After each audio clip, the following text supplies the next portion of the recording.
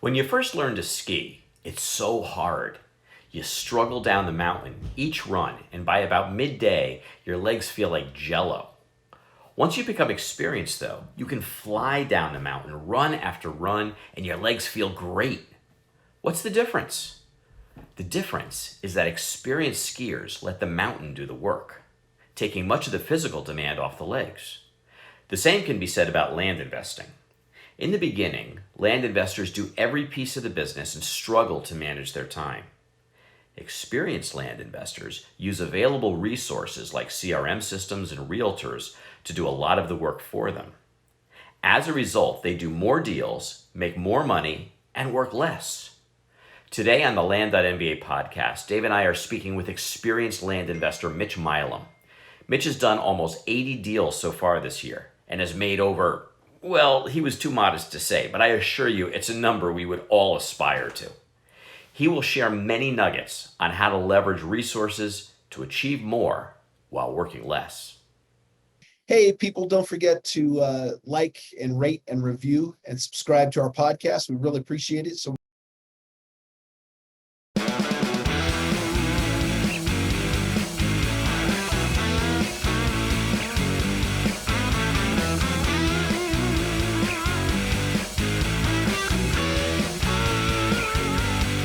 good morning. Welcome to the Land.MBA podcast. This morning's guest is Mr. Mitch Milam.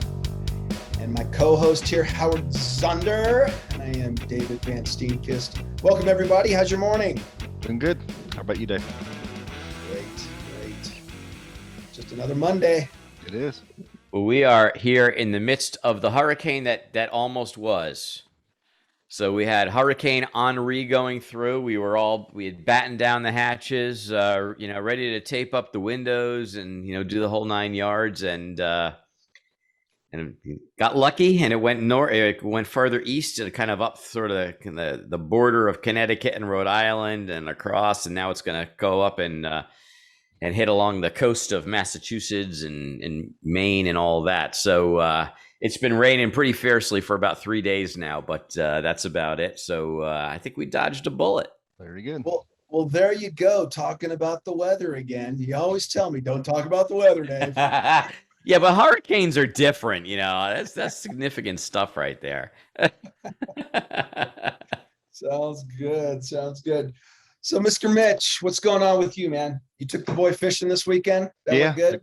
Took the boy fishing. It's all good. Weather's good. It's hot in Texas, as always in the summer. What'd you go fish for? Bass? Whatever bit, mostly brim, little neighborhood pond. So you put a hook in and they come out. That's it.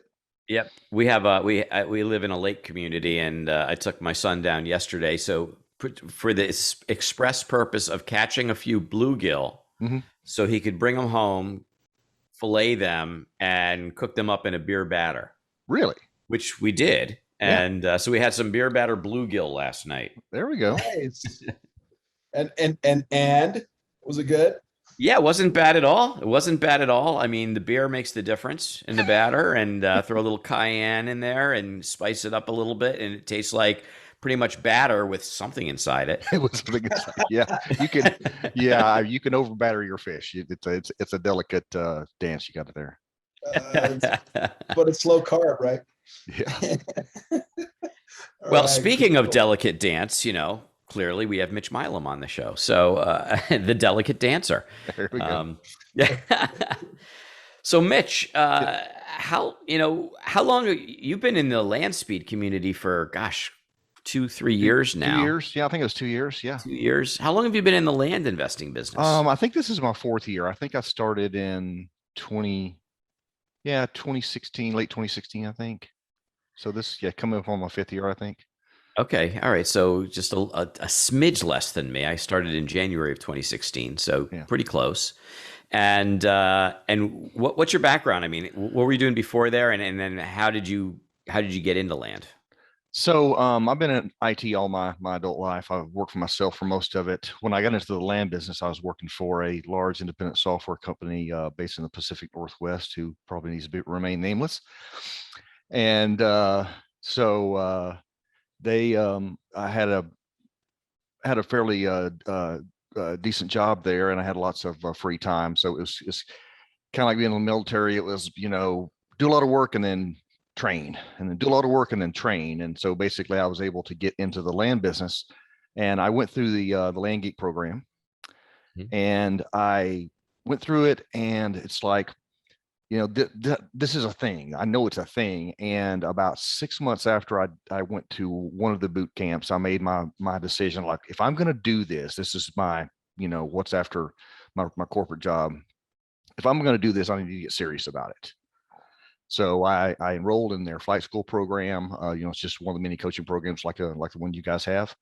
And just started working, learning every single thing I could every single day, learn something new. And basically just built it up. And then I changed companies, and then got laid off from that company after 2 months because they ran out of money, which I really would appreciate. They had told me when they interviewed me that we were running out of money. You'd have never taken the job, and they wouldn't have got 2 months more down the road, right? But you know what? It was actually the best thing that's happened to me in recent memory, getting laid off. Because and I started doing consulting again, so I had to kind of build that up, because I worked for the other company for like 3 years, and then that company for 2 months.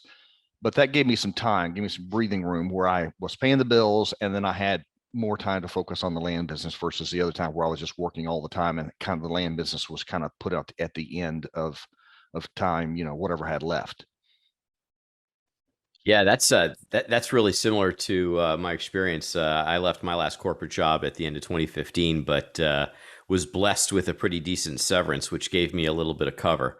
And then I just had to figure out what I was going to do next. And when I discovered land, I said, all right, you know what, I'm going to put everything I have into it, because I have a little bit of time and runway. And had I not had that, it would have been a lot harder. Having the full-time job, that especially the second one, that was I actually had to be in an office every day, so that is really hard to do work like that. The previous job, I worked from home, and I could intersperse things, and at that point I was really doing everything myself. I had a couple VAs that helped me do things, but it was mostly just me. But when I got the time to actually focus, that's when everything kind of started clicking into place, and started the the uphill journey that I'm on now. And you haven't stopped that learning process. I mean, we talk every week, and it just sounds like you're devouring podcasts and everything, in the forums on Facebook and everything you can get your hands on. I am, and because it's always something new to learn. I've got a blog article half written. I've had half written for 10 years of, like, can you be addicted to learning? Yeah. Because you just in the IT, as you know, basically you have to learn something new every day. It's just, you have no option. Yeah. And the land's like that too. Everything changes.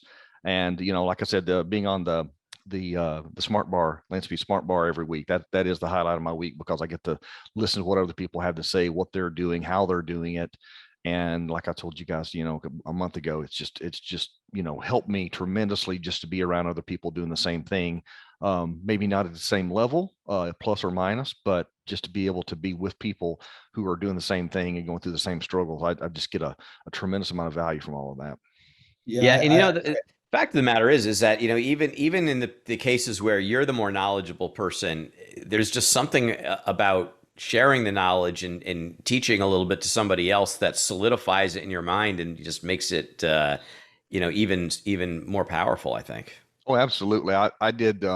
I've done training for a good part of my career, and nothing teaches you how to do something rather better than you being able to have to teach it to somebody else. Yeah. Yeah. I used to do these webinars for free, and I would record them and put them up on my IT YouTube channel. And what it would be is I would be talking to somebody and I didn't know how to do something, or I went and took a certification and I totally screwed up one section of it. So what do I do? I go learn it. I basically schedule a webinar to teach that thing that week. So I have no choice but to learn it. Yeah. Yeah. That's great. I think that's a really great point, and that we always need to be learning, not in just our business, but even, socially and spiritually, and especially socially. Yeah, exactly. Our whole life. But, the point, though, you see a lot of people who come into this business and a lot of other businesses, real estate and whatnot. And, take an online course and keep taking them and keep learning, but they never take action. Yeah. Yep. And the difference in why you're successful and why the three of us here are successful is that we keep learning, but we take action on that knowledge. And I think there's a point there that people keep thinking that I don't know how to do this, or I don't know enough. And it's an excuse out of fear to not take action. And you got to go out and put stuff in practice. And you've done that. And that's why you're successful. Yeah. And it's, nothing beats your just practical application. Okay. So, you can read all the books in the world until you do it. It's not real. Okay. And, you're going to make mistakes. Like you had Todd on, a month ago talking about several of the big mistakes he had made. Everybody makes mistakes. I have a phrase that I've used for years, drives my wife crazy. It's our baby's going to die because of what I'm doing. No. Okay. Then I'm going to do it. Okay. Right. Right. I mean, and I think Dave, you even mentioned in the land business, there are, you can get yourself into trouble. Absolutely. But most of the time you can get yourself out of trouble just as well. Without any serious repercussions, legal or otherwise. You just have to kind of, just kind of watch what you're doing. But you will make mistakes. I mean, the whole thing is you're going to make mistakes, get used to it. I mean, if you got this far through life without making any mistakes, I want to come and, hang out with you for a while, because maybe it'll rub off on me. Right. Actually, it's the worst thing in the world. I mean, I've always kind of gone through life saying, if I don't make 10 mistakes a day, I'm not trying hard enough. Yeah. Well, who said that every success is built on a stack of failures, right? Absolutely. Yeah. Well, in IT, the worst thing that can happen to a person when they're working with something new is for it to work correctly the first time. Right. Okay. You learn nothing from that. Okay. If it doesn't work and you have to figure out how to make it work, that's where the knowledge comes in. I have courses, I built in problems where people would run into the problem, and that was part of the course. Kobayashi Maru. Exactly. You have to solve the problem. There is no solution. Yeah, there is no solution, right? So, but I just, it's one of those D's where we really gotta, you've got to focus on just getting it done. And, there's a whole school of thought about, Dave, kind of what you mentioned. Don't worry about the how, just worry about the what. Yep. Or the how will take care of itself. Or the who. Or the who. Because you have, especially when you have a community like ours, you just know what's next, and then the who. In other words, all right, I got to go find somebody who has experienced this, who knows how to do this, etc. You're never going to know how to do everything. Stop worrying about the how. Yeah, exactly. Absolutely. Yeah. Just concentrate on just doing stuff. Take what is your next best action? What's next? Yep. Cool. No, I think that's some of the best advice, you can give. I have, over the last 5 years since I've been involved in land, have dealt with so many people who they're frankly course junkies. Yep. They take courses and think that if I take a course, that's going to answer all my prayers. But like you said, Dave, without action, knowledge is just sort of a waste of time. And the truth of the matter is, one of the books I love is called Ready, Fire, Aim. Mm-hmm. Yes, absolutely. Because if you wait for everything to be perfect, you'll never act upon it, and it's sort of and what we really want to get to is another phenomenal, one of the most important books of the 20th century was a book called Thinking Fast, Thinking Slow. By Daniel Kahneman and Tversky. And these are the guys that created the field of behavioral economics. And through lots of experimentation, we're able to demonstrate with great confidence that human beings are really irrational. Yes, absolutely. And but what we do is we think fast and we think slow. And when we think slow, we're being deliberative and logical because we don't fully understand it. And so we're putting forth a lot of mental energy to try to understand something so we can figure out what the answer is. But the vast majority of what we do and the vast majority of decisions that we make as human beings, we're thinking fast.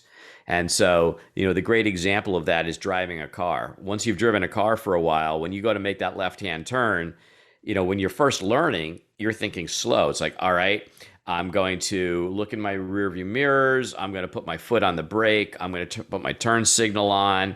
As the car slows down, I'm going to turn my steering wheel. And you're thinking through all of the steps in a very deliberative kind of way, which of course makes you an incredibly unsafe driver. And and then after you've done it for a while, that sinks down to a level that it happens automatically. You don't even have to think about it anymore. So while that's happening in some automatic way, the thinking fast mode, your mind is all that mental energy is now available to do other things like scan the environment and make sure you don't hit anybody. And so all of this learning, I think, in the things that we try to do in this business or anything else, is just how do we get that knowledge down to a deep enough level that we're doing the majority of the right things without even thinking about them. Yep. And then we just reserve all of that mental energy for that, that 10 or 20% that's non-standard. Right. Yep. Yeah. Absolutely. Is it just me, or is it getting harder and harder to count on a job for our financial security?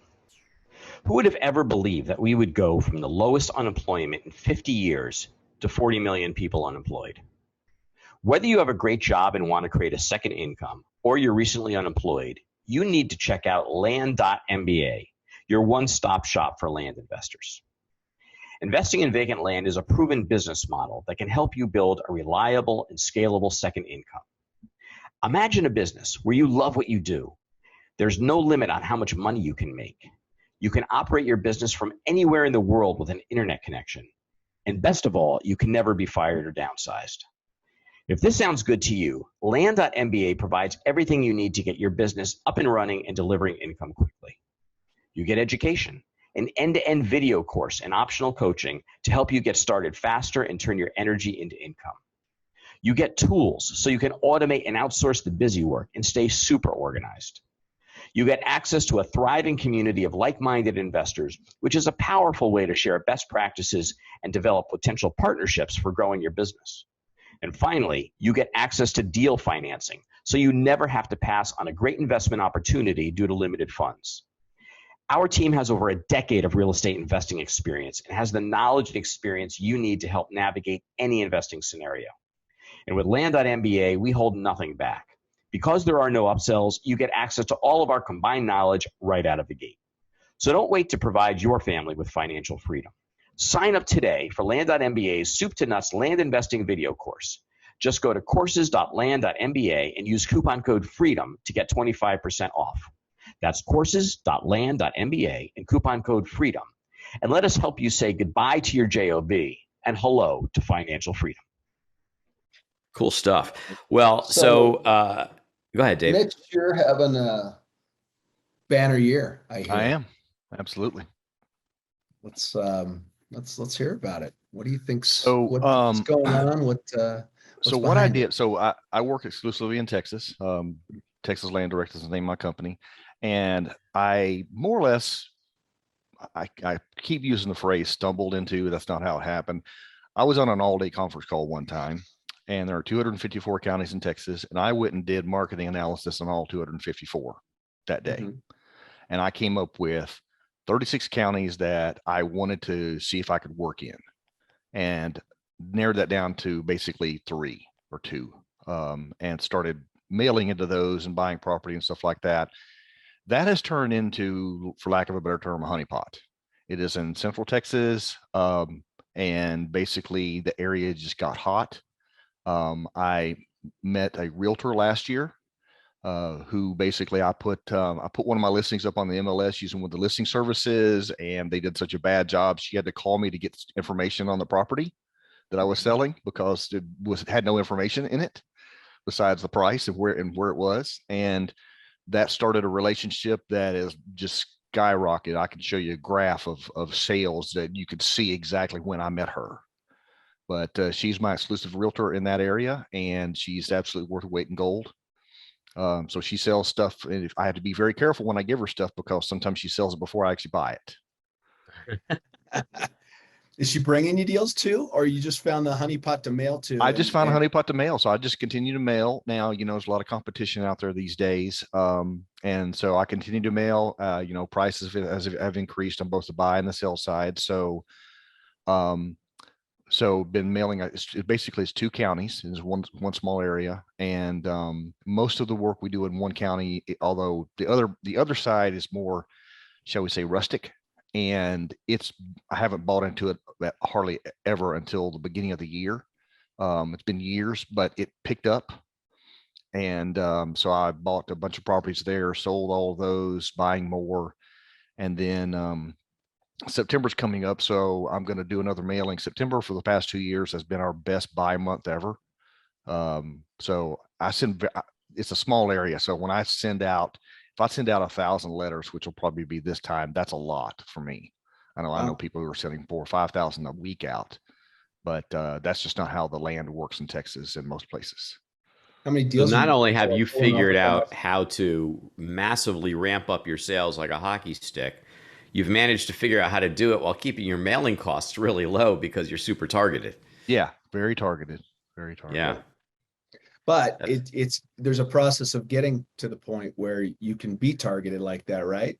I'm sure it was spray and pray for a while, right? Yeah, exactly. So, mailing, it was like, okay, here's what here, at the very beginning it was hard to get comps because it just was because there wasn't that much selling.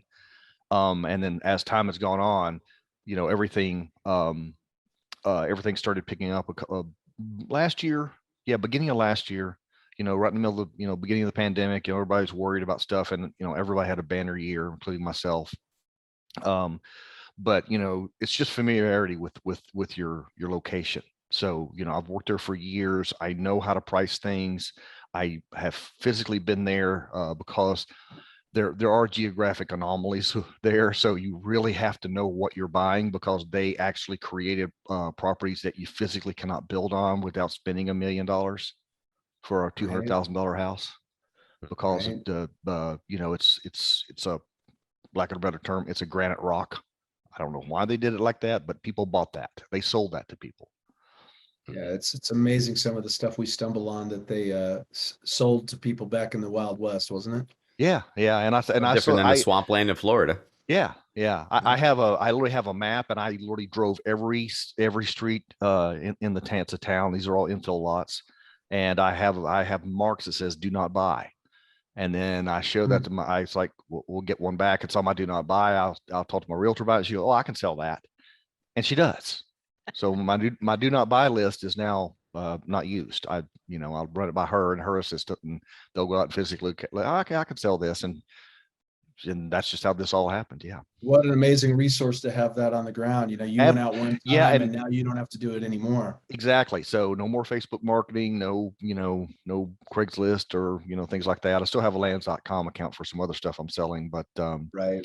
That's it. But yeah, it's just that. And, now I'm moving into different areas. So we kind of spread out a bit. And now, I've got the arduous job of finding another realtor who can do the same. But essentially, in this case, you didn't actually find a realtor. The realtor found you. Believe it or not, yes. So she found me and basically brokered the selling of this property. And then I had such a good experience with her, like, hey, I've got these other things. Do you think you could sell some of these? And so she did, immediately. And then I'm like, I got a bunch of these others. You want to just sell all of them? So that's how that relationship. And now I pay her 10%. So that's higher than most people do. But for land, I think that's kind of common in different places. Yeah. Higher thing. But right now, in all honesty, a lot of the realtors getting 10% anyway. It doesn't matter what they're selling. But in exchange for that small gift, you're doing a super high volume. Yeah. You're making a fortune, and the amount of effort that you have to put in has probably been cut by 30-40%. Absolutely. So, I don't have to worry about sales anymore in this one area. So she handles all that. So all I do is, like, we'll get a property. I'll just email her, hey, this lot's available. She starts her marketing. We've sold almost 80 properties this year. Holy Wow. shnikes, buddy. Wow. Um, Awesome. yeah, it's close to 80. I just handed over to her. I don't have to worry about. I had a when I was selling there, I had a VA who would handle my Facebook stuff, and so she would get the conversation going, and then I would just kind of fill in and kind of close the sale type of thing. I have a friend of mine helping me out with the intake. He's also one of the investors that I use. So he handles the intake, and then she handles the sales, and I just kind of sign papers and write checks, and then kind of Nice. go work on where we're going next. So Nice. it strikes me, Mitch, that finding the right realtor to partner with is, in your case, you just got lucky I on the think I first did, yeah, one. yeah, And now you're actually looking for a similar situation in another area, which now, because you're looking for it, it's a more deliberative process. yes, absolutely. So, what advice can you share with our audience on how to go find a good realtor partner?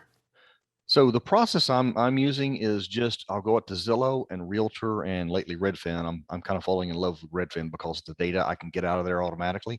Yeah. And I literally just copy the data out of the web page, paste it into a text document, and then later import that into Excel. And one of the things it gives you is the real estate agent. Mhm. And then you could sort on that. So you're going to find all kinds. You're going to find the mom and pops, the single, one or two person firm. You're going to find the big ones, nationwide, like a Remax or a Abbey Holiday is something we have here. I'm not sure if that's everywhere, but just see who's moving properties. And Yeah. because Cool. I mean, I selling, suppose if you filter that data, one, you can find out, which firms are getting the most listings, but more importantly, you can figure out which firms are getting the most sales. exactly. Yeah. So it's two Yeah. different things. So yeah. So what I do is I go and I get the live comps, and then I go back and for Zillow anyway, I'll switch it over to sold comps and try to pull the data that way and just kind of merge them together. And like, okay, here's who's selling stuff. Because, again, selling land is different than selling houses. And some people, they're great at selling houses, then they are not great at selling land because it's a different thing. Yeah. Same is true for the opposite. And, Howard, you and need to when build that price boss. Do what? Howard needs to build that He function into does. price. He does need to build that into Priceboss. I don't use Priceboss, but that would be a feature I would think would be very valuable it's totally doable. It's because you just got the another data. piece of data. Yeah, it's just another. In fact, it's the first in Zillow. It's the first field is the actual agent. Yeah, you're right. Yeah. That wouldn't So be that hard at all. yeah, you could build that in and you'd run against comps. Absolutely. All right, I'm Fantastic. writing that one down. All right. Very So, good. I'm curious. No, go ahead, Howard. Shoot your questions. I got no, go another ahead. question. I'll hold. I'm curious, Mitch, when you talked about narrowing down from 254 counties to 36 counties down to three, now without giving up any secrets, what kind of criteria would you use for that kind of research? So it was just movement. So what I did is I went out to Lands of America and I just filtered on sold comps or sold properties. And then I had downloaded from somewhere the list of the number of properties in a county. And Right. then I, now this criteria on lands, I don't know exactly what the time frame was. It could have been years in all honesty, but I was looking for movement. And then I just basically divided one by the other and came up with a percentage of sale for that Okay. county, and then sorted on that, and then just went through. So you're looking for the highest activity? Yeah, looking for the highest activity, and then I literally went and printed off a map of Texas with all the counties, and then me and my wife spent 30 minutes one day putting these little post-it flags on the different counties, and it gave me a visible representation of where everything was moving. So uh just that was just it, and then I just started trying to figure out what is the county. Now I still do all of my own research because I think if you turn that over to somebody else to do, you're losing a lot of just firsthand knowledge of the county Mhm. from Yeah. both a kind of a layout structure point of view, as well as this is how things are moving in the county. This is where name of neighborhoods, parts of the county. Just there's too much data in there that you're not going to have if you don't do that research. You know, it would be really cool, Mitch, What's that? if you got, I mean, and I think you're probably there, but I mean, if you got to the point where you said, you know what, I'm willing to risk a little bit of Hmm. capital, Yep. and you bring somebody on and you say, okay, you're going to be the general manager of this county, or the west side of Texas, or whatever it is. You teach them the methodology, and you create a compensation model based on performance, Hmm. and see how they do. You know, my experience is that, a lot of times when you teach a young hungry person something and give them the right compensation, they end up being better than I am at it. Absolutely. But the more important thing is, not only are they better than I am at it, but they do it and I don't have to. That's just, yeah, Howard, you're right about that. I mean, that's one of the things is like, initial county research is just a pain in the butt. I mean, it's a lot. It could be weeks worth of work, Yeah. literally just trying to, find the neighborhoods. Like, so Texas is kind of strange, based on how the lands are laid out. So you don't find small properties in Texas in most places unless somebody had a house there or they cut the property up and gave it to the kids or whatever. So you literally go from infill lots, which are quarter acre, half acre, things like that, third of an acre, to 10. Mhm. So there's almost nothing in between. So it's very difficult to find small properties unless they're actually in a township of some type, or somehow got cut up. Now, when you get into West Texas, you start getting into like the desert squares that everybody works in Arizona and Colorado and things like that. But Central and Eastern Texas, you just don't run into that much. Yeah. Interesting. Interesting. Um, what do you think are the potential pitfalls of working with a realtor? Um, Picking a bad one who is either these days overworked, or just not any good, because you kind of got your eggs in one basket. And, depending on how, the term of your contract or how your contract is structured, you may, if you have an exclusive with them and you have to list your stuff with them, then you get kind of stuck. So when you go now, and now that you're actively looking for one rather than stumbling upon one, um, how do you think you'll set up the initial engagement to sort of create a probationary period?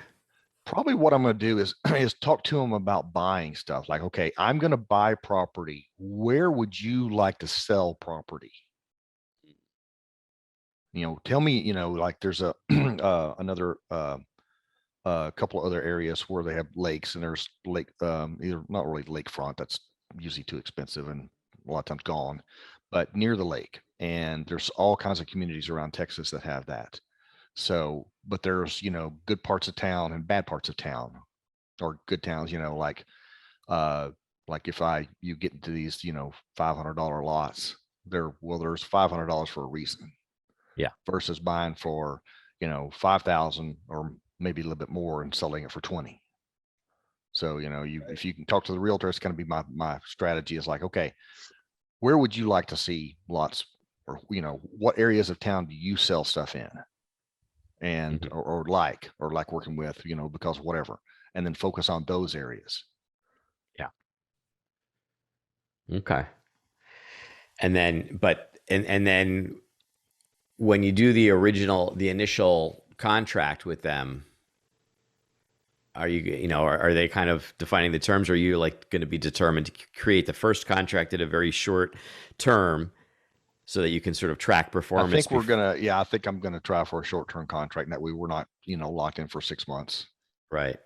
And then Right, and right. then as the relationship Yeah, grows, you can right. increase the Yeah, and commitments. Yeah. it probably won't be exclusive at the beginning. It will just be, hey, I've got a lot. Can you sell it and see how they do? Yeah. And Yeah. then basically, then, maybe I have to do that with two different realtors. Right. Mhm. Interesting. Yeah, I've heard from a couple of people that say they rarely give um, exclusive listings, uh, only after they've established a track record, and Yep. like, hey, this person produces, they earned the right to have the exclusive. Yeah. And the agreement they have with them also is the deal has to come in through your marketing channels. If it comes in through your channels, you get the deal. If Right. it comes in through our channels, we get the deal. Right. because they've got an internal salesperson as well. Yeah. One thing that you triggered in my mind was when we were talking about the county research. We talked about the activity and finding places that have high activity, and there's actually two different metrics that I use and tracking that. So one would be so I'll go into data tree and I'll find out the total number of raw land parcels in a county that are, and then I do some scrubbing on it because obviously I eliminate anything that's federal or state or government owned. So I just want to know the ones that can be transacted upon. And then I do what you did is I'll go into a LandWatch or a land.com or whatever, and I'll figure out somehow, or actually I can actually do this in data tree as well. I find out how many transacted in the last year. Yeah. And I actually do it for the last 3 years and take an average. So I can sort of say, okay, over the last 3 years, the average percentage of parcels that transact in a year are this much. And then I can compare it to other counties. But that's just one piece of data, which kind of gives me the amount of activity. But the other piece of data that I also like to know is how fast do properties move? Yes. And so that I get through Zillow. Yep. And so and I'm going to go back and do the shameless plug for Priceboss, but I can pull all of the for sale comps out of Zillow, pop them into Priceboss, and it then automatically tells me, okay, this is the lowest number of days on Zillow, this is the highest number of days on Zillow, this is the average, and this is the median. Absolutely. And I use the median. And so it's just another metric that I can compare counties with to say, all right, I can see that properties move faster in this county than in that county. Yep. Yeah, Absolutely.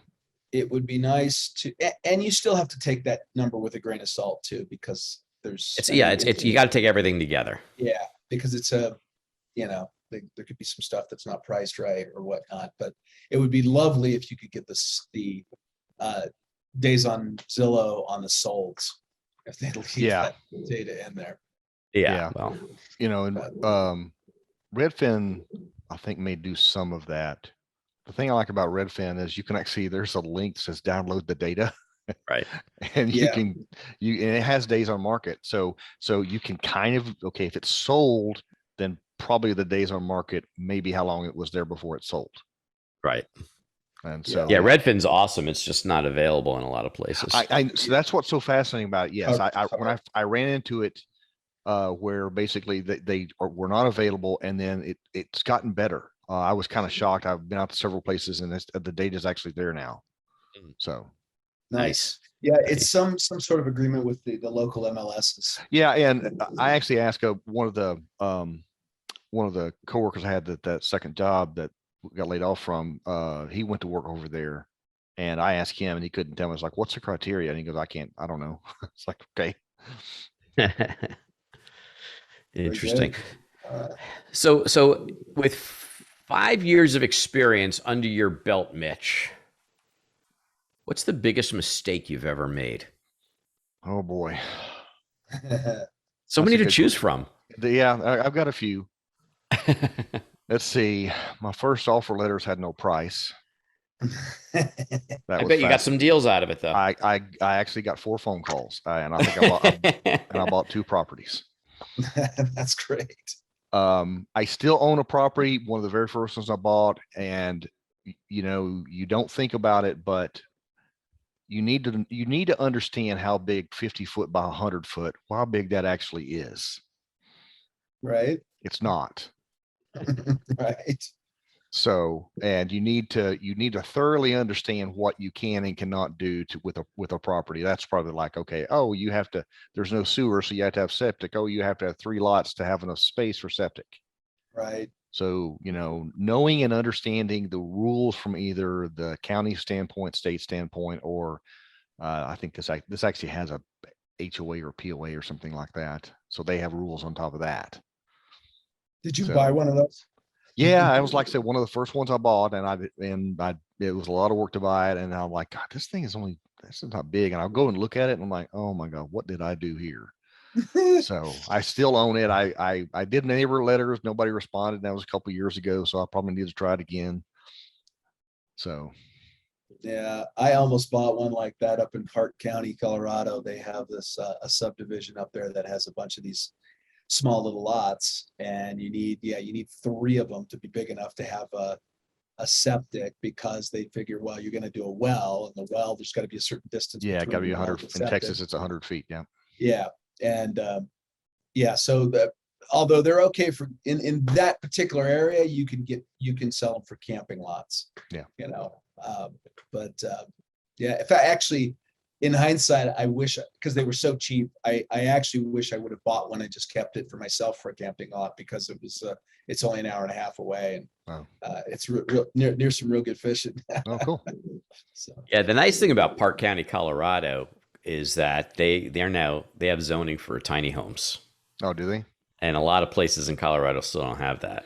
Yeah, I spent a lot of time researching that to see if I could kind of talk this one place into doing tiny homes, and then everything picked up, and it turned out we didn't need to. Right, right. right, nice. Still nice to know though, because you know, these honey pots don't last forever, right? Nope. I what I've been saying this year is like, I'm just riding the wave. I'm not sure when it's gonna end, but you know, we'll ride it until we see the sand. Right, So, right. so what are, I mean, from a planning perspective, Mhm. you know, there's always the possibility that the honeypot dries up, and that's where we get into the concept of portfolio management. You know, you don't want to have all your eggs in one basket. Right. So how are you preparing for that day? Just looking at other areas. So me and my friend Bruce went and did a scouting exercise for a place a couple hours from here. Another, again, another around the lake type of thing. And just I'd been out there. My brother-in-law's parents had a lake house on the lake, so I was familiar with the area. So we just went and just kind of drove around to a bunch of the neighborhoods in the area just to see what it was like. Hmm. So some of us like, yeah, I got a feeling I don't want to buy anything in this little town, because they're all basically mobile home lots, and that just starts different problems there.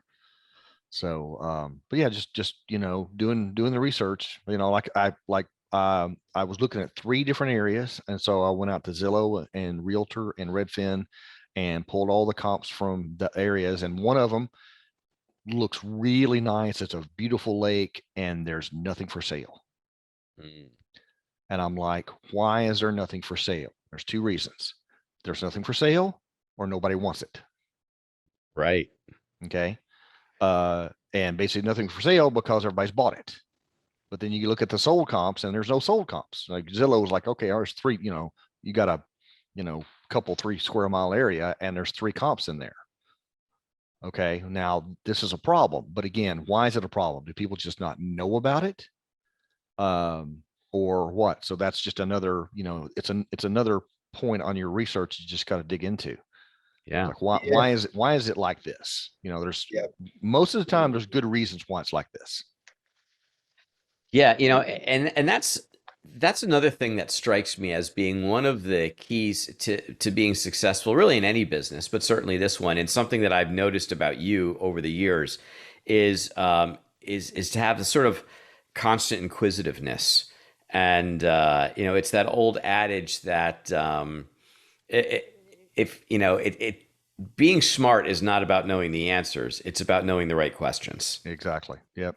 Yeah. Exactly. Because an area like that, the reasons could be negative, but it also could be, there might be something wrong in there, but it could also be, and never discount it, that it's just a sleeper area. People bought there years ago and haven't developed it. And so it could be a ripe honeypot saying, hey, do you want to sell? And then all of a sudden you open that area up. Yeah, that's actually one of my thoughts, because I think, I had seen it on a map, but a friend of mine recommended it, and because it's like I said, it's a big lake, it's beautiful, and I'm like, what? I think it's just sitting there because nobody knows about it. Yeah. Yeah. Yeah. Yet. That's the thing. And then Dave, you're 100% correct. It could be it could be a thing waiting to happen. And if you get in at the right time, like I did with the other one, I've been there for years, and, we're making sales and everything was kind of going up and down and things like that. And then last year hit and everything just took off. Right. Yeah, it's Yeah, very I was at interesting. this lake in Missouri, and it was insanely gorgeous. Oh yeah, Table Rock. Yeah, Okay, so you just gave it away. Thank you. sorry, And